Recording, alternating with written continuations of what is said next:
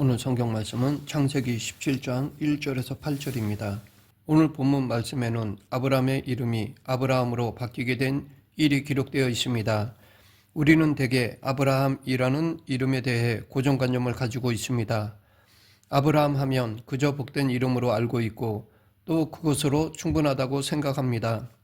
왜냐하면 성경이 아브라함을 하나님에게 복 많이 받은 사람으로 늘 좋게 이야기하고 있을 것이라고 생각하며 넘어가기 때문입니다. 그런데 이 이름이 처음 등장하는 본문 말씀을 보면 우리가 생각하는 분위기와는 좀 다릅니다. 하나님이 아브라함에게 하신 말씀을 보면 여기서 아브라함은 그리 좋게 그려지지 않은 것 같습니다. 하나님은 99세가 된 아브라함에게 나타나셔서 나는 전능한 하나님이라 너는 내 앞에서 행하여 완전하라 라고 말씀하셨습니다.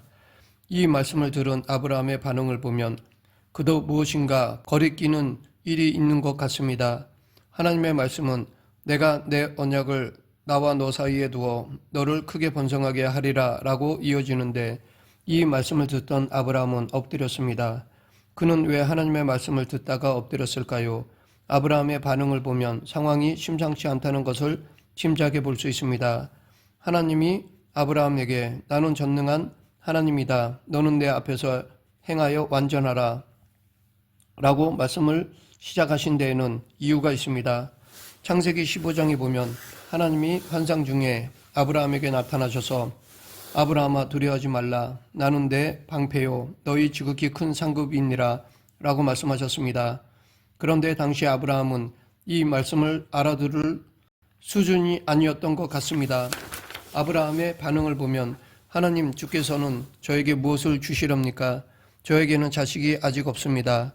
저희 재산을 상속받을 사람이라고는 다메섹 사람 엘리에셀 뿐입니다. 주께서 저에게 자식을 주지 않으셨으니 이제 저희 집에 있는 이 종이 제 상속자가 될 것입니다. 라는 것입니다. 이 대답에 하나님은 엘리에셀은 내 상속자가 아니다. 내 몸에서 태어날 아들이 너희 상속자가 될 것이다. 라고 분명히 말씀하시고는 밤하늘의 별을 보시며 이 별처럼 많은 자손에 대한 약속을 주셨습니다. 그런데 하나님의 약속을 받은 아브라함은 이 약속의 성취를 기다리지 못하고 자기 생각대로 아들을 낳았습니다. 그 이야기가 16장에 나옵니다. 16장에 일어난 사건을 염두에 두고 17장 1절을 읽으면 하나님이 아브라함의 행동을 어떻게 여기셨는지 짐작해 볼 수 있습니다. 하나님은 아브라함이 당신의 약속을 믿지 않고 이스마엘을 낳은 일을 좋게 보시지 않았던 것입니다.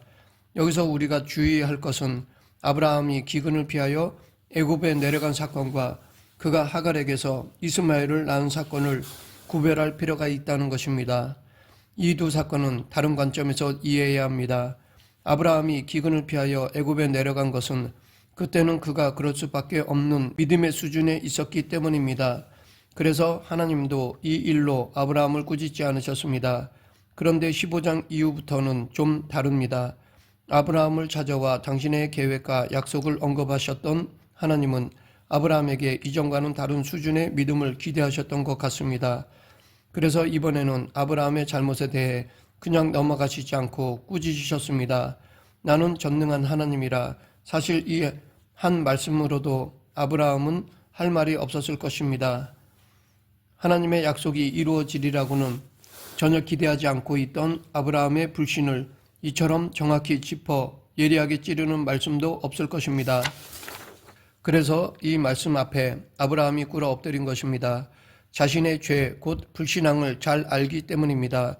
이런 이유로 하나님의 말씀은 아브라함이 86세에 이스마엘을 낳은 다음 99세가 되기까지 장작 13년 기간이나 그에게 들려지지 않았던 것입니다. 13년 만에 아브라함에게 나타나신 하나님은 나는 너와 언약을 세워 약속한다. 너는 여러 민족의 조상이 될 것이다. 내가 너를 여러 민족의 아버지로 세웠으니 이제부터는 너희 이름이 아브라함이 아니라 아브라함이 될 것이다. 라고 말씀하셨습니다. 그런데 그간의 정황을 염두에 두고 읽으면 이 대목이 이상합니다. 과연 지금이 아브라함에게 복을 약속하실 상황인가? 라는 것입니다.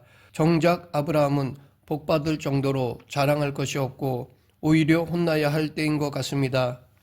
하지만 오랜 침묵 후에 나타나신 하나님은 처음에 아브라함을 꾸짖으신 후에 복을 약속해 주셨습니다. 이 점을 염두에 둔 채 오늘 본문 5절을 읽어보면 이제 후로는 내 이름을 아브라함이라 하지 아니하고 아브라함이라 하리니 이는 내가 너를 여러 민족의 아버지가 되게 함이니라. 이 말씀에서 가장 주목해야 할 말은 무엇일까요? 대개 우리는 여러 민족의 아버지와 같은 말에 주목하는 경향이 있습니다.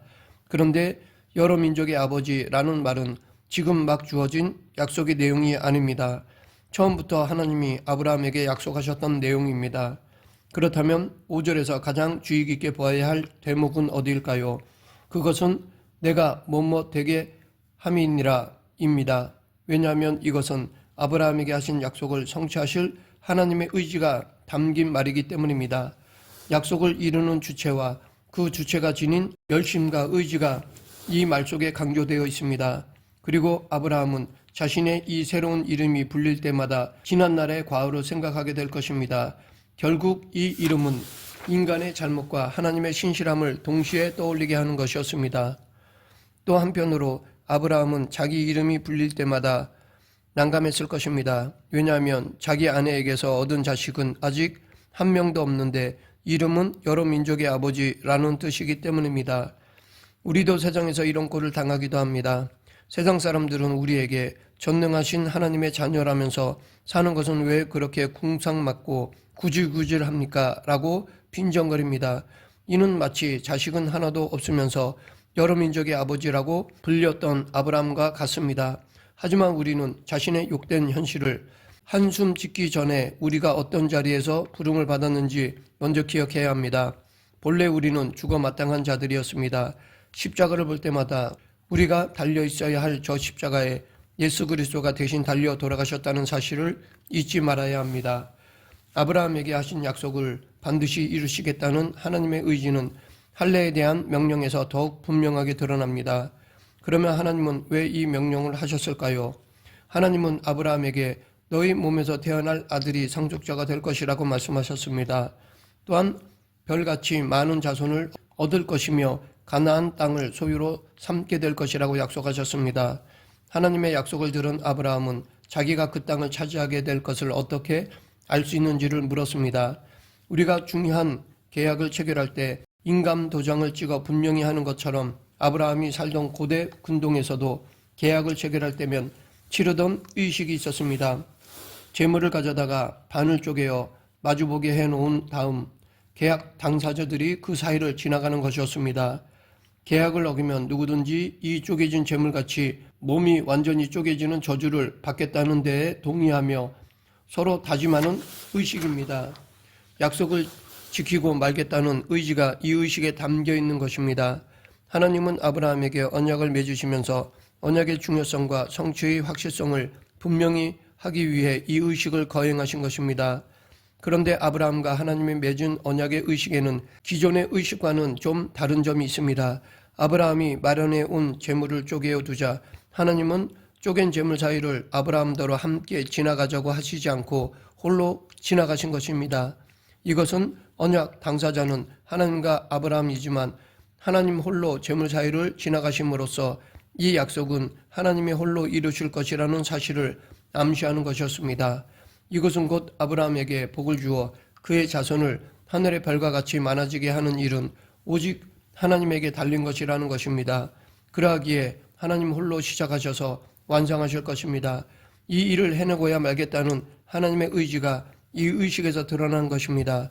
그런데 아브라함은 언약의 당사자로서 이 의식을 지켜보았으면서도 이것이 상징하는 바를 제대로 이해하지 못했는지 아니면 이해하였으나 믿지 못했는지 하나님의 약속을 기다리지 못하고 하갈에게서 이스마엘을 얻고 말았습니다.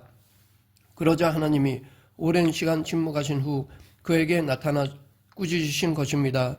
그런데 이 꾸짖음은 아브라함아, 비록 내가 잘못을 저질렀어도 나는 이 약속을 지키고야 말 것이다. 나는 하나님이다. 나는 홀로 이 언약을 성취할 것이다.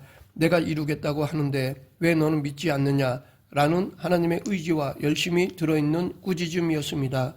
이것이 17장 1절에 나는 전능한 하나님이라 라는 말씀에 담겨 있습니다. 민수기 19장에 보면 할례가 거룩함과 관련 있다는 것을 알 수 있습니다. 이로 보아 창세기 17장에 나온 할례를 행하라 라는 하나님의 명령은 거룩하라 라는 뜻이 담겨 있다는 것을 알 수 있습니다.